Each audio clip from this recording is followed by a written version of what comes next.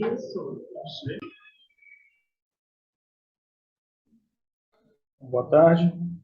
Começar mais um ciclo de debate da SUBUE, um tema de execução orçamentária.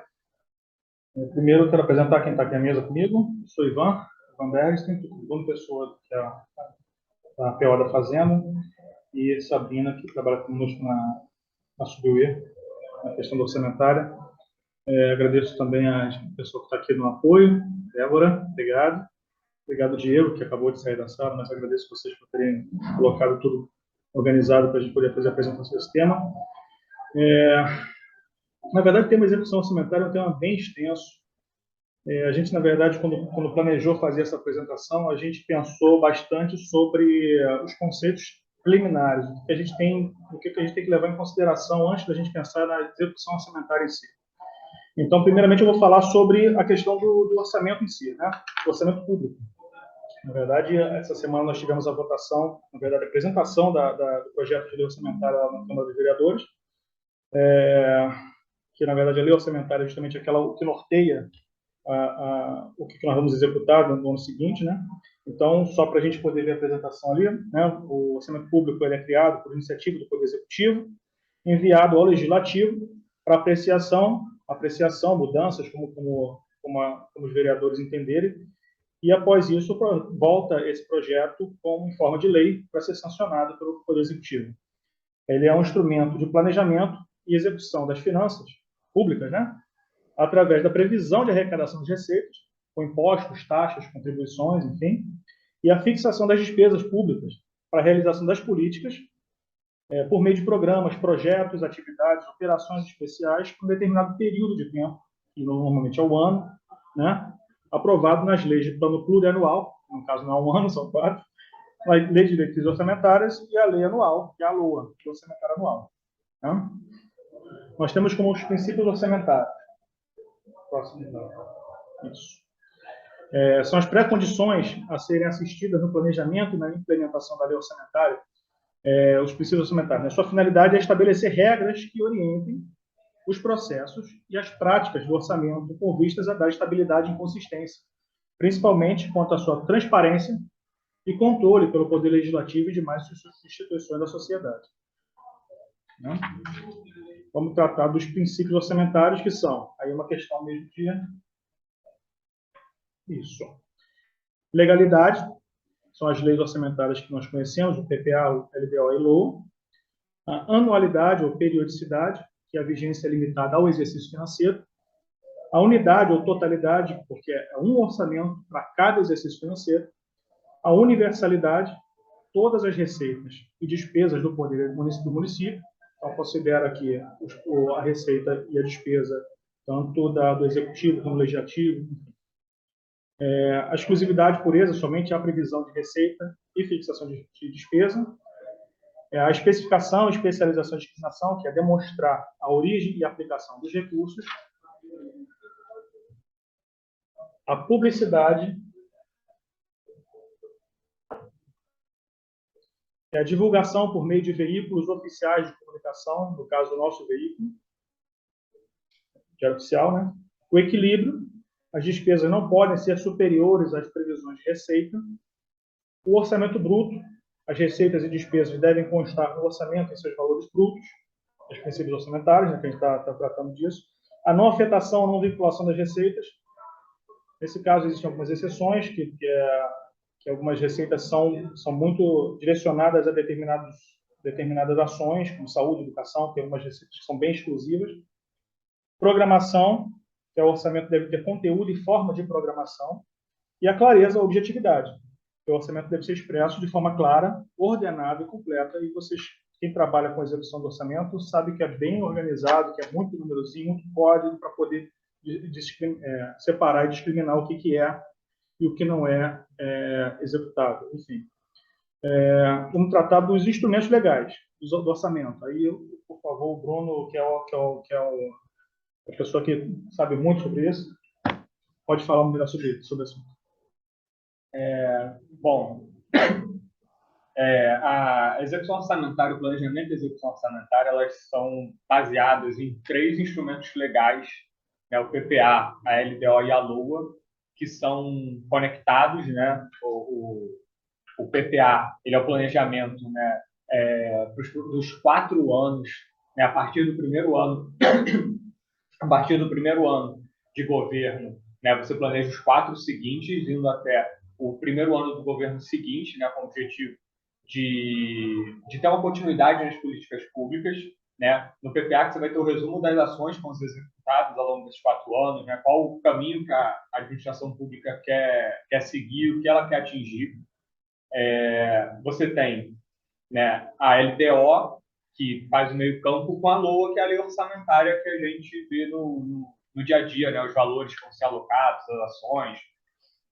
Eu vou explicar um pouquinho mais sobre cada um desses instrumentos e vou aproveitar também para destacar um pouco a importância, né, que no dia a dia a gente acaba não vendo tanto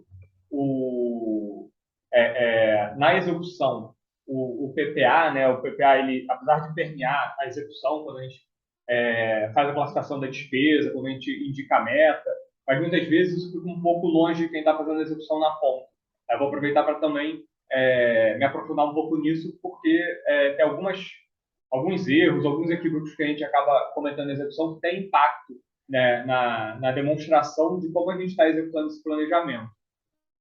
Então, começando pelo PPA, como eu falei, ele é o resumo das ações que vão ser executadas ao longo de 4 anos, né, através de atividades contínuas ou projetos de investimento, e é uma lei que abrange o primeiro ano, o segundo ano, né, da gestão, indo até o primeiro ano da gestão seguinte.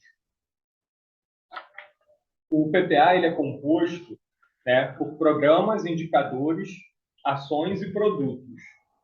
O programa ele representa a forma de organização da ação governamental através da articulação de um conjunto de ações que concorrem para atender um objetivo comum. Né? No caso, por exemplo, aqui da SUDUE, a gente tem o programa 0306, né, que é a atenção hospitalar e maternidade, e o 0331, que é a urgência e emergência. Dentro desses programas, nós vamos ter os indicadores, que são justamente o instrumento que permite que a gente meça o desempenho do programa, né, no enfrentamento do problema que ele busca solucionar e o impacto dele no público-alvo a quem ele se direciona. Aí, como exemplo também, eu peguei o indicador de cada um desses programas, né? A gente tem o indicador 0669, que é do Programa de Atenção Hospitalar e Maternidade, que é o indicador que mede o tempo médio de permanência hospitalar, e no caso do Programa da Urgência e Emergência, a gente tem o 0532, que mede o tempo médio de espera entre a classificação de risco e o atendimento médico nas UPAs e SER. Através do indicador que a gente consegue materializar, medir, né, como o andamento do desenvolvimento das ações que a gente tem previsto dentro daquele programa está influenciando na resolução do problema, né? Porque todo programa está baseado em resolver um problema, atendendo às necessidades da população. Dentro do programa, você também tem as ações, né? As ações são as operações executadas pelos órgãos, das quais resultam produtos que contribuem para atender o objetivo de um programa. A gente acaba, no dia a dia, a gente faz um pouco uma confusão, né, entre o que é ação e o PT. O PT, como eu vou até mostrar mais à frente, né, ele é uma codificação que tem várias informações e os 4 últimos dígitos são ação. Né? Então, você tem, né, as ações, por exemplo, o 2009, que é a manutenção da rede hospitalar. Você vai ter em várias unidades e cada unidade vai ter um PT. Mas quando a gente no PPA está medindo o resultado do programa, a gente vê essas ações consolidadas. Então, por exemplo, a gente tem a ação 2776 no programa da urgência e emergência, que é a de manutenção do custeio dos SER. Quando a gente vai ver o produto, que eu também vou falar mais à frente, mas quando a gente vai ver o produto dessa ação, o PPA vai enxergar aquilo, ainda que a gente informe por O aberto, mas vai enxergar aquilo como um todo. Ele vai olhar no 2776 da Secretaria de Saúde, na ação 2776, quantos atendimentos a gente fez. A gente vai conseguir discriminar por O, porque isso é informado aberto, mas na hora da prestação de contas, na hora da avaliação, isso é visto como um todo. Né? Então, assim, a ação, apesar de no dia a dia a gente falar em qual PT, no PT 2009, Na verdade, a gente está falando quando a gente fala do PT, a gente quer dizer o O mais ação, né? E quando a gente está falando só da ação de um modo geral, a gente está seguindo só esses 4 últimos números, né? Que às vezes a gente faz essa confusão com o PT. E dentro das ações a gente tem os produtos, né? Os produtos, eles já são mais concretamente mesmo o bem ou serviço que é o resultado daquela ação. E ele é destinado ao público-alvo daquele programa, né? E vai ser desdobrado em metafísica.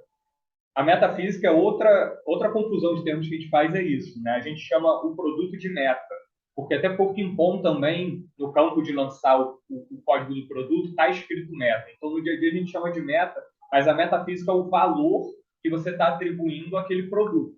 Né? Quando a gente vai falar, por exemplo, no caso da ação do 2776, né, da manutenção do custeio do ICER, a gente tem o produto 3945, que é o atendimento realizado no ICER. O produto é o 3945.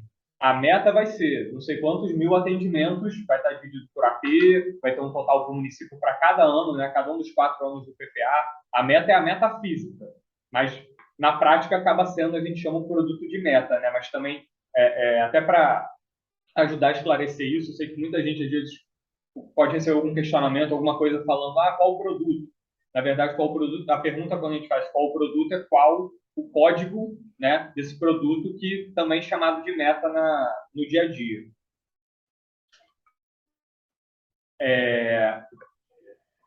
Não, eu vou avançar e depois eu volto no PPA um pouquinho.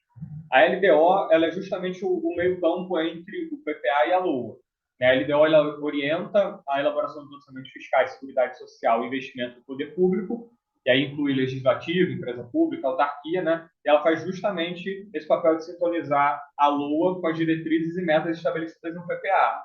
A LDO ela não vai trazer valores, ela não traz nem valores de metafísica, não traz valores financeiros, né, para execução do que está sendo elencado ali como prioridade, né? A LDO ela faz justamente esse papel de buscar no que está ali definido no PPA quais são as prioridades para aquele ano, né, que vão ter que constar na LOA. E a LOA é a lei orçamentária, né, que estabelece as receitas e fixa as despesas. É o que a gente já está mais acostumado a ver no dia a dia. Né? Ela já vai trazer os valores por PT, né, em cada PT quanto que vai ter, quanto vai ter ser despesa corrente, quanto vai ser despesa de capital. Já é o valor que a gente vai dispor naquele exercício para poder executar as ações, né, e implementar o que está planejado lá no PPA. Aí, agora, né, o que eu acho importante falar é que muitas vezes, como a gente fica muito próximo da LOA, mas muito longe do PPA, a gente acaba que não entende, algumas vezes, por que determinadas informações que a gente coloca ali na execução parecem, às vezes, não fazer diferença, mas fazem muita diferença. Porque a gente tem, claro, tem um momento de planejamento, que é quando essas leis são elaboradas, tem um momento de execução, né, o dia a dia mesmo, e a gente tem depois um momento de avaliação. Muitas vezes quem está na ponta não vê esse momento de avaliação, porque ele acaba ficando sob responsabilidade das superintendências.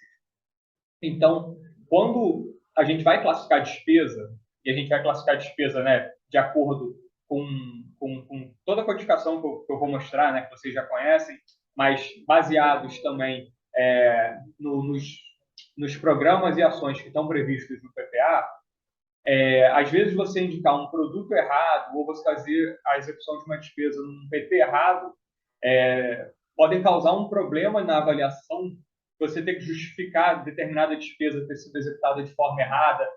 Como que você, por exemplo, num caso concreto, você pode ter recebido, e acontece muito, por exemplo, nos hospitais, o 2009 e o 2851, na execução, às vezes acabam sendo coringas, né? Não se tem o cuidado de falar, não, precisa de um manejamento do 2009 para o 2851. Acaba sendo tratado como se os dois pudessem fazer as mesmas coisas. Como, às vezes, também acontece na saúde mental com o 2747, 2746, e você pode ter despesas que estão, por exemplo, no 2746, né, que é o de PT de manutenção das unidades, né, da saúde mental mesmo, né, e que tem como produto, se eu não me engano, acho que é o usuário atendido, enquanto o 2747 não tem produto, se você classifica no 2746 e você ali não tem mais atendimento ao usuário, você vai ter que justificar por que você teve o gasto financeiro naquele produto sem execução de meta física. Como também pode acontecer o contrário. Se no caso do 2851, você tem só uma dotação simbólica ou você não executa a despesa lá, você executa ela toda no 2009, você vai ter que justificar por que tem tantos leitos qualificados que foram mantidos sem ter gasto financeiro. Você só teve R$ 1.000 alocados lá. E isso tudo acaba sendo um contrassenso porque você, né, você faz o planejamento bonitinho, elencando aquelas ações e por que você vai ter produto naquela ação, por que você vai atingir um quantitativo de metafísica naquele produto. E na prática, quando você não faz a execução financeira, a execução orçamentária, ser condizente com isso, para a questão de transparência, para a questão de avaliação, tanto pelos órgãos de controle interno, externo, para a população que vai ter acesso àquelas informações, fica muito confuso. E muitas vezes a gente pode acabar sendo questionado como se não estivesse fazendo uma coisa, quando na realidade está fazendo, só está classificando ela de forma errada. Então, por isso é importante, tendo qualquer dúvida, entrar em contato com a SUDUE, entrar em contato com a gente, para justamente deixar bem claro, né, e também entender quando a gente faz esse tipo de questionamento, né, o porquê que a gente está fazendo esse questionamento, para a gente evitar problemas mais à frente, seja na hora de prestar conta, seja na hora de fazer avaliação, né, mas também para a gente poder estar seguindo o planejamento que está definido lá no PPA. E aí, seguindo agora, volto o Ivan. Então, assim, diante de tudo que ele falou, o importante é que a gente precisa ficar atento, principalmente na questão dos ordenadores, da responsabilidade que nós temos, né? No equilíbrio entre a receita e a despesa. Porque cabe a gente fazer essa adequação de acordo com o que foi aprovado, né? As pessoas responsáveis que estão fazendo o planejamento do registro do orçamento, estão aprovando o orçamento e a gente recebe esse orçamento para ser executado e a gente precisa fazer o equilíbrio, né? Com relação à receita em si, aí eu separei aqui um slidezinho que fala o seguinte, que o montante recolhido receita, na verdade, é o montante recolhido pelo poder público, incorporado ao patrimônio de forma a custear as despesas públicas e necessidades operacionais e administrativas. A receita, definida na LOA, é elaborada através de cálculos com expectativa de arrecadação futura. Nós não sabemos quanto vão receber. Na verdade, fazem cálculos muito elaborados, que eu não saberia explicar, que demonstra a expectativa de quanto eles vão receber durante aquele ano. E essa receita vem do recolhimento de impostos, transferências de outros entes públicos. E aí eu vou mostrar aqui rapidinho, só para ver se vocês terem uma noção do que foi previsto na LOA deste ano, que é na Lei Orçamentária 7.235, de 12 de fevereiro de 2022. Passa. Agora, próximo. Isso. Na LOA tem isso aqui. Dos 38 bilhões previstos de receita, 15 bilhões vem de impostos e taxas, 2 bilhões e 800 de receita patrimonial, 1 bilhão 357 de outras receitas, 10 bilhões 444 de receitas em transferências entre outros entes, 5 bilhões de contribuições sociais e aí o que nos importa, 3 bilhões de receitas da saúde. Tá? Muitas dessas receitas de saúde são oriundas do faturamento das unidades, da produção que as unidades fazem nas unidades. Quer falar sobre isso? Não. Não pode falar. Posso falar? Tá bom. Então, nossas unidades, basicamente na pensão hospitalar, tem essas duas modalidades de faturamento, né? A produção ambulatorial e a produção hospitalar. Essa produção feita nas unidades, né, que na verdade é consolidada e demonstrada por meio do faturamento que as unidades produzem, deve ser processada dentro dos prazos, tem prazos para isso, tem parâmetros legais para isso, e isso deve ser muito bem elaborado dentro da unidade, muito bem estudado, muito bem aperfeiçoado, para que a gente possa melhorar a qualidade da apresentação. Muitos faturamentos, às vezes, não tem aquela... algumas coisas dá um trabalho de fazer, né? A verdade é essa, às vezes tem trabalho de fazer o faturamento, a gente fatura aquela despesa que é maior e deixa outros procedimentos menores não faturados. Se isso acontece, se é que acontece, né? Posso estar falando uma bobagem, se isso acontece, a gente deixa de faturar, deixa de receber uma coisa que a gente poderia estar faturando, por mais que o valor seja pequeno, né?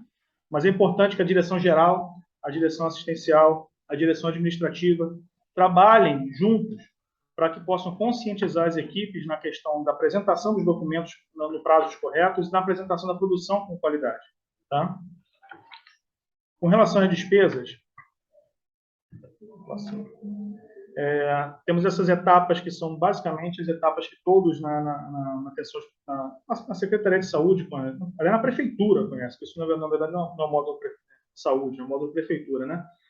Nós temos o planejamento, nós começamos, após o planejamento, se a gente vai continuar depois do planejamento com aquela despesa, fazer uma solicitação da despesa, reservamos o valor no orçamento, é a etapa que nós vamos separar o dinheirinho lá, o orçamento, no caso, pedimos autorização dessa despesa através da ANAD, emitimos o empenho, recebemos o faturamento, liquidamos a despesa e pagamos a despesa.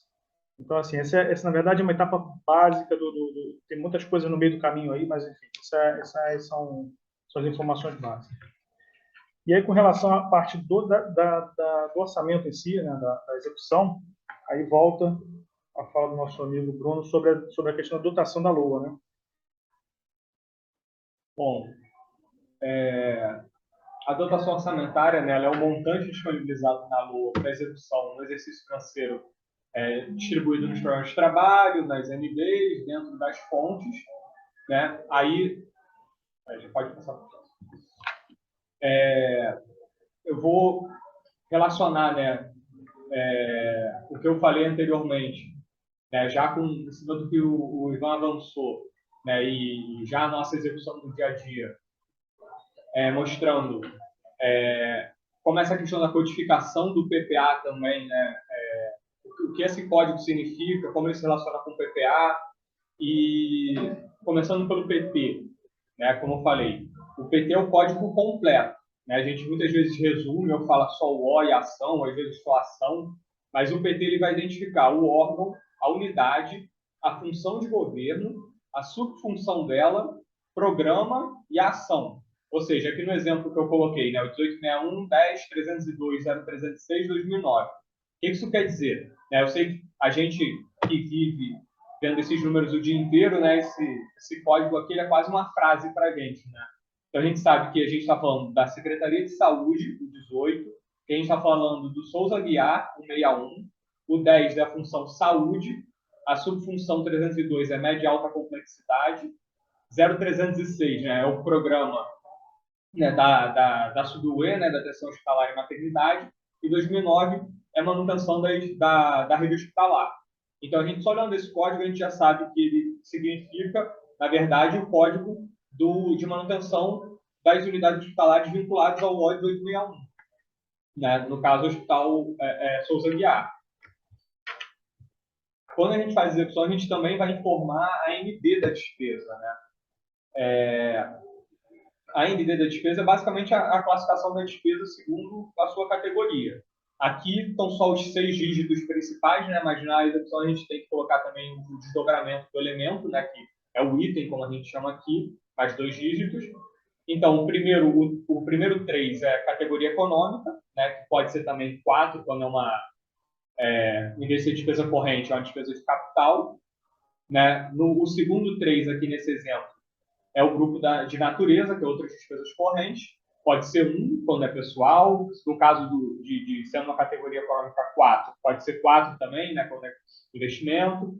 E a modalidade de aplicação é a forma que você vai executar esse dinheiro. Né? O 90 é aplicação direta, mas pode ser o 50, né, que é transferência para organizações da sociedade civil, se eu não me engano. Pode ser 20 ou 30, que são repasses para outros entes, né, federal e estadual, pode ser também ente municipal.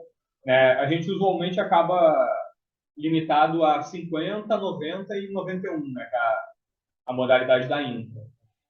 E depois vem o elemento da despesa. Né? Aqui a gente já começa a ter um rol maior de números, que a gente vai ter a especificação mesmo, né? Quando é serviço de terceiros, quando é locação de mão de obra, material de consumo, esses códigos que aí todos sabem de cor, né?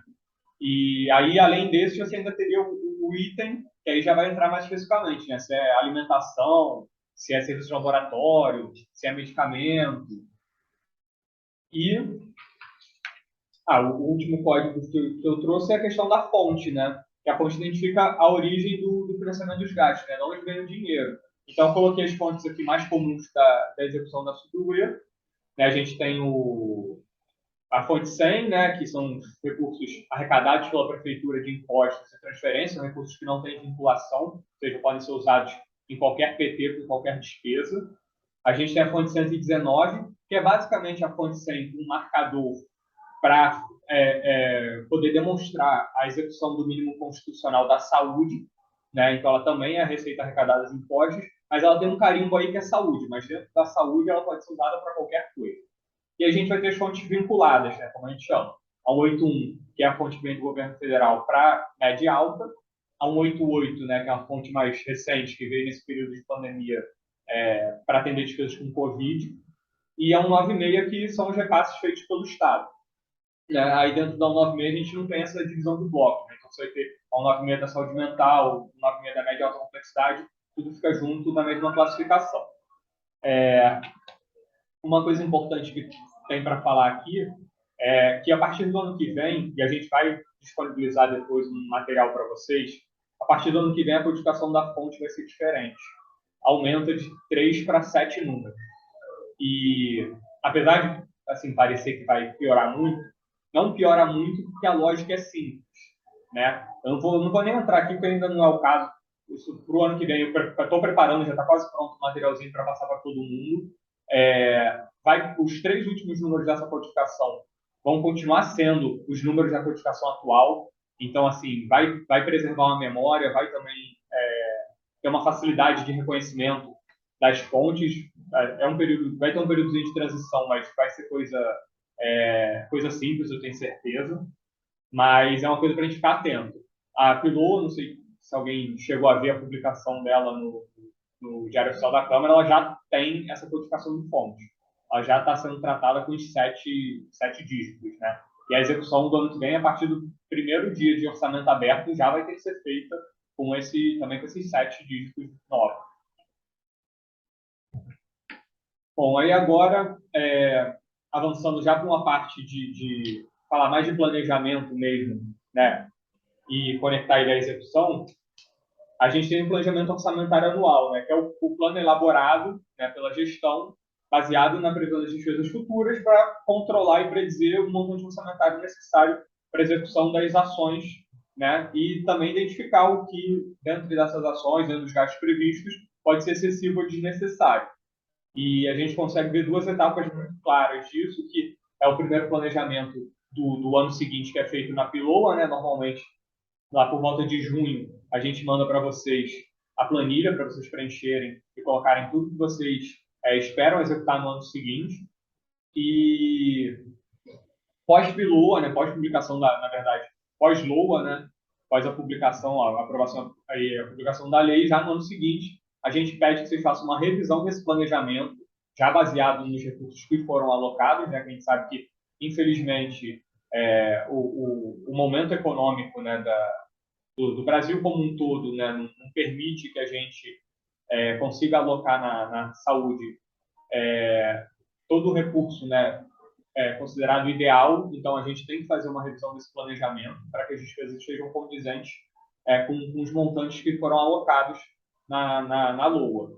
E aí seria já esse segundo momento, de planejamento acompanhamento da execução. A gente teria uma revisão desse planejamento no começo do ano e uma revisão ao longo do ano inteiro, né, como acompanhamento, a partir do momento também que a gente tem crédito, pode eventualmente ter modificações no orçamento que exijam que você faça uma revisão, né? E às vezes a coisa está contrária, né? Às vezes surge a necessidade de uma despesa nova ou deixa de existir uma despesa que você já estava previsto de executar e aí você acaba com a necessidade de alocar o recurso em um lugar novo e para isso você tem que fazer ajustes, né, dentro das suas dotações.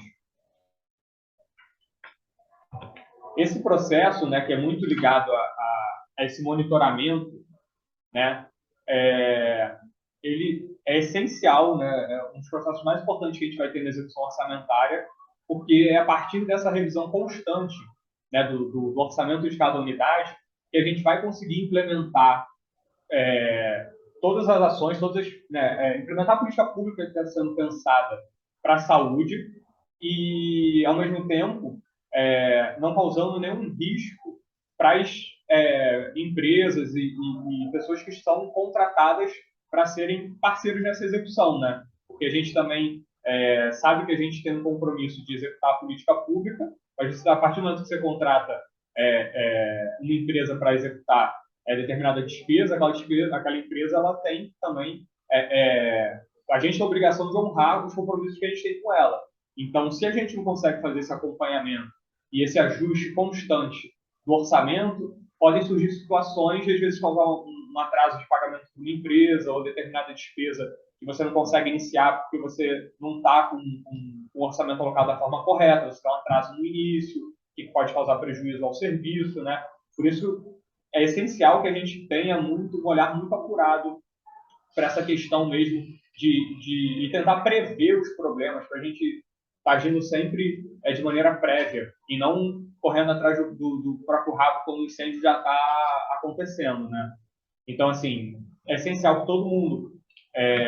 aí eu já vou entrar até na questão da planilha mesmo, né? É essencial que todo mundo preencha a planilha o mais correto possível, de forma mais correta, para permitir que tanto a análise que a gente faz, quanto a análise que a Subway faz, quanto a análise que vocês mesmos vão fazer das despesas que estão colocadas ali, ela seja mais objetiva e possa resultar, né, em ajustes, em modificações que possam, de fato, né, ter um impacto positivo na gestão da unidade e na execução dos serviços que são feitos lá. Né? Muitas vezes a gente acaba vendo que no início do ano, por exemplo, a gente tem muitas despesas previstas e unidades fazem, né, planejamento em cima dos contratos que estão assinados, tudo, mas contratos que na prática não são plenamente executados.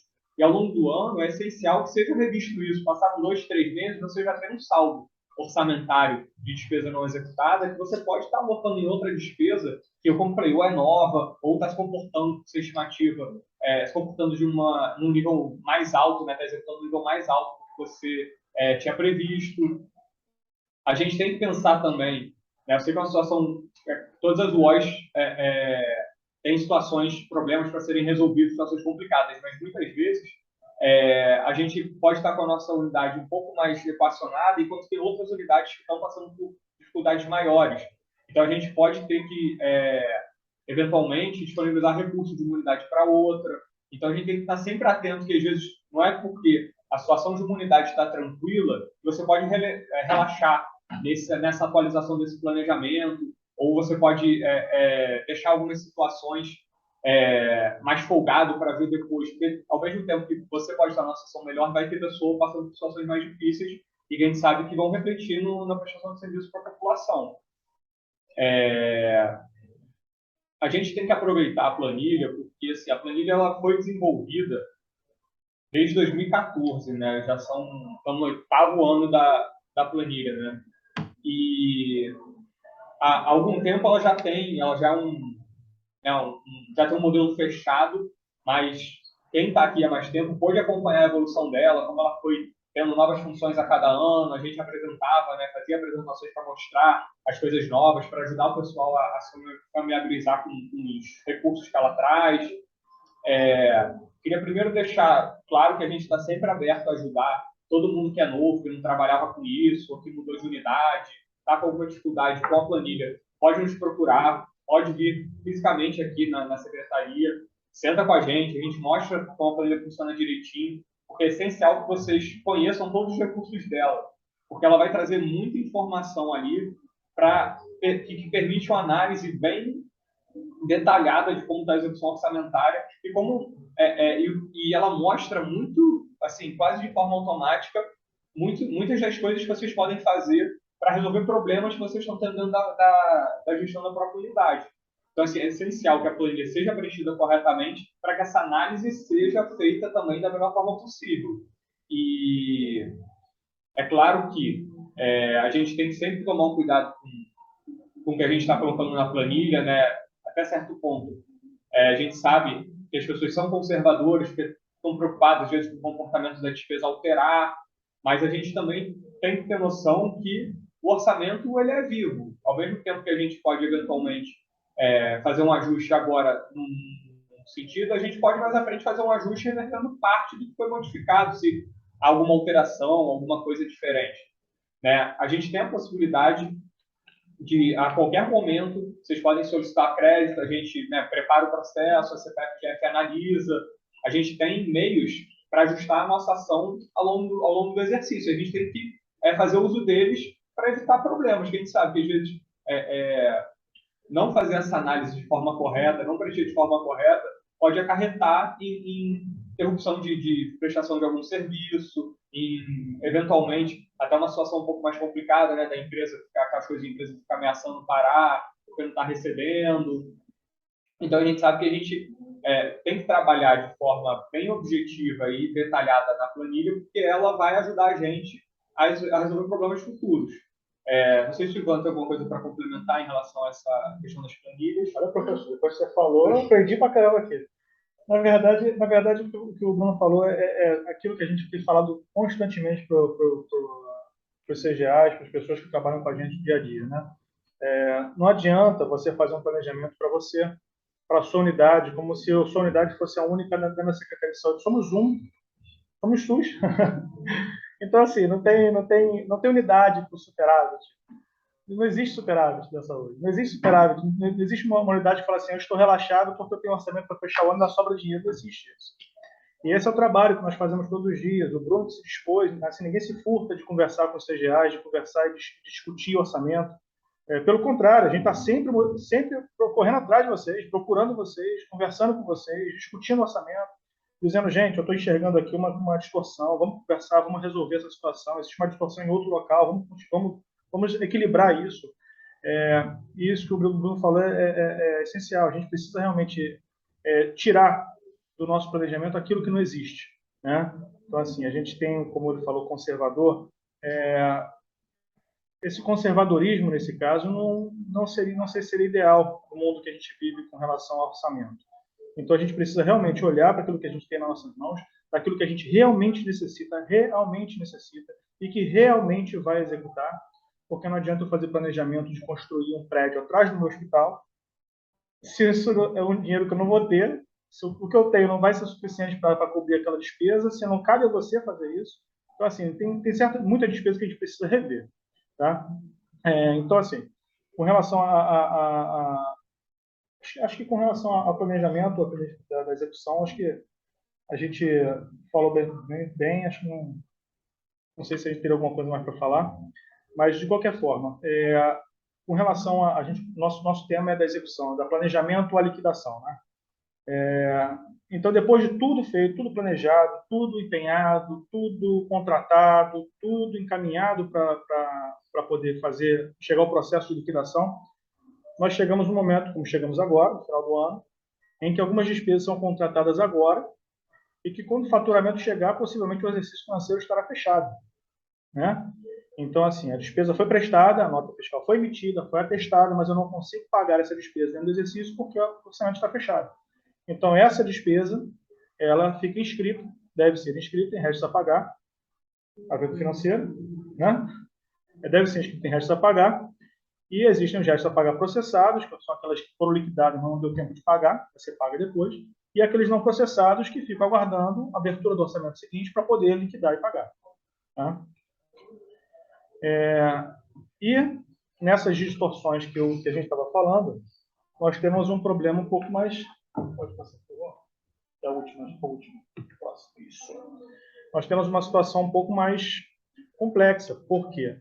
Porque se eu, na qualidade de ordenador, sou responsável por adequar as minhas despesas ao orçamento recebido, tanto é que a gente faz esse trabalho o ano inteiro, os APOs fazem esse trabalho o ano inteiro com vocês, a gente trabalha buscando equilíbrio entre as unidades, né, para não sobrar para ninguém, para não faltar para ninguém.